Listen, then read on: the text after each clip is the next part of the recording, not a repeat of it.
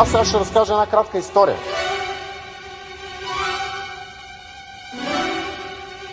Намираме се в историческия парк.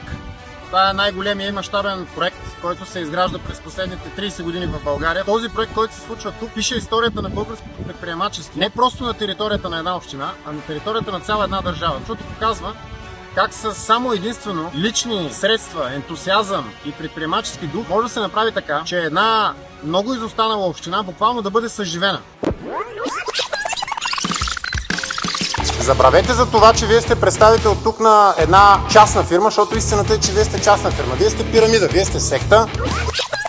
През последните няколко месеца срещу този огромен инвеститорски проект, срещу историческия парк, се разгоря една невиждана по своите мащаби координирана атака. Обясняваше се, че дори да се открие, ще бъде някаква пълна бутафория. След това, когато и това се оказа, че не е така, започна да се говори, че това е една пирамида, която завлича своите вложители. А сега към настоящия момент, когато видяха, че и това не подейства, защото няма нито един, забележете, нито един човек от инвеститорите, те са хиляди, които да са заявили по някакъв начин недоволство, дори минимално от своето капиталовложение. Като видяха, че и това не подейства, изкараха вече последните, така да се каже, оръдия от арсенала и започнаха да се опитват да сезират прокуратурата. В този парламент това ще бъде третата подобна комисия. Престъпната групировка около формацията, наречена Величе. Между другото, което за първи път се случва, за първи път имаме организирана престъпна група, която си прави партия. Обикновено партиите си правят организирани престъпни групи, след като влязат в управлението. Тук имаме организирана престъпна група, която си е направила партия и влязла в парламента с идеята да използва парламента като как се казва, алиби за своята престъпна дейност.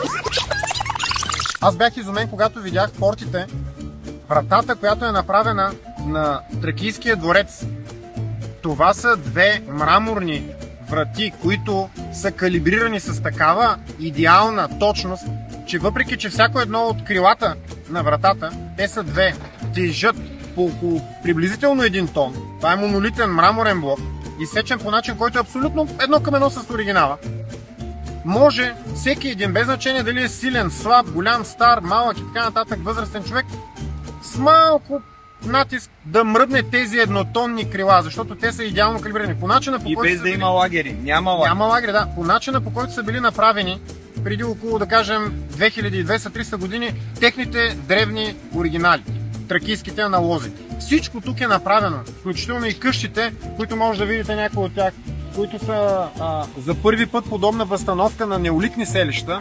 Направени са наистина перфектно. Наистина перфектно. Вътре може да видите възстановки на праисторически уръдия на труда, на сечива, на керамика. Всичко направено по един перфектен начин. В дъното е Тракийския тюрзис или Тракийския царски дворец. А тук, зад нас, на входа на самия исторически парк, се намира една невероятна статуя на тракийски воин, стрелец, която е една от най-големите на Балканския полуостров, 12 метра висока. Може да видите и паркинга, който в момента е запълнен с коли на посетители, тъй като паркът работи вече повече от месец, след като беше открит на 22 юни и съответно сега в момента вече приема посетители. И то приема посетители по един начин, който бих казал е впечатляващи. Може да накара всеки един музей да завижда.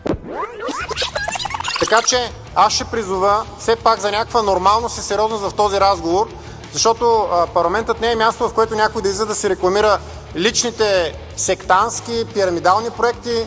Не е място, в което разни фараони с бойдисани коси да ходят да се обясняват наляво надясно. Рано или късно ще има правосъдие. Рано или късно всеки един от измамниците във Величие ще се получи присъдата, която заслужава и ще влезе в затвора, където му е място. Сега, повода да съм тук е не защото съм капиталовложител в проекта, нямам толкова средства, иначе с удоволствие бих участвал, защото се познавам с Евелин Михайлов, който е тук до мен, който е всъщност идеолога и създателя и, така да се каже, душата на цялото това начинание. Повода да съм тук е, че не мога да седя и да гледам безразлично как едни мръсни хора, в буквалния смисъл мръсни, се опитват да унищожат и да отцапат едно начинание, което е, забележете, без никакви държавни средства, без никакви европейски пари. Нещо, което наистина за първи път уникално. Няма работническо-менеджерска приватизация тук, няма инвеститори отвън. Миналата година комисията, която беше направена за разследване на пудела на Пеевски Ивелин Михайлов, показа, че има откраднати, присвоени от него повече от 1100 имота, също така повече от 72 милиона лева. Такива престъпници нямат право да са тук в този парламент. Това е проект, който е за десетки милиони левове. Той е жив проект, той в момента работи. Тук едновременно с посетителите в съседство продължава и работата. Тя е много мащабна. Всеки човек може да го види това нещо, като дойде на място. И това трябва да струва сигурно на една половин милиард. Ето това е причината, поради която в момента този проект се атакува. Разбирате ли? Не заради неговия бизнес план, като някакви вътрешни, да кажем, начинания или да кажем някакви подробности от начина, по който се финансира. Естествено, че там всичко е изрядно. Там има тежко феодално робство, има хора, които са записани там, които не живеят, закарани са. И реално селото, примерно да кажем Неофит Рилски се води, не знам си колко жители, то реално са 3-4 пъти по-малко. Хората, между другото, които тежко, в буквалния смисъл на думата, са смазани от феодалния режим на Ивелин Михайлов в Неофит Рилски, те още по-добре го знаят. Само че имат страх вече, разбираш, защото това са едни много тежко репресирани хора. Само сега да ви кажа какъв точно е тук парадокс. Нека ви казва, от една страна обвиненията са, че това е букатура. От друга страна, Министерството на културата обвинява историческия парк, че е прекалено достоверен. Аз съм тук като българин, защото не искам да се плюе, да се пипа с мръсни пръсти нашата история. И хора, които се опитват да направят нещо, с което да я популяризират във време, в което българската история е или присмех, или предмет за присмех и подигравки, или пък се фалшифицира тотално и се подменя. И вече целта и ние българите да не знаем собствената си история. Тук на това място ще видите всичко. Ще видите праистория, ще видите тракийската епоха, античността, ще видите славяните, ще видите старите българи, прабългарите, и то по един прекрасен начин. Те пежуто почти са готови и двата обекта, които са и славянското селище и прабългарските обекти. Ще видите епохата на Второто българско царство. Ще видите всичко това и то на едно прекрасно място, което искам да ви кажа, в България ние нямаме друг подобен обект. Не, че не можем да имаме. Имаме прекрасни наши културни паметници, културно-исторически паметници, но те са изоставени буквално на такова. Крепости се иринат, рушат, църкви се срутват, падат и никой не обръща грам внимание за това. Разбирате ли? В момента, в който обаче един човек решава да направи нещо, с което да популяризира българската история и това нещо става опасно. И го прави 9 години. Ето заради това сами си отговорете на въпроса. Кой го прави, защо го прави?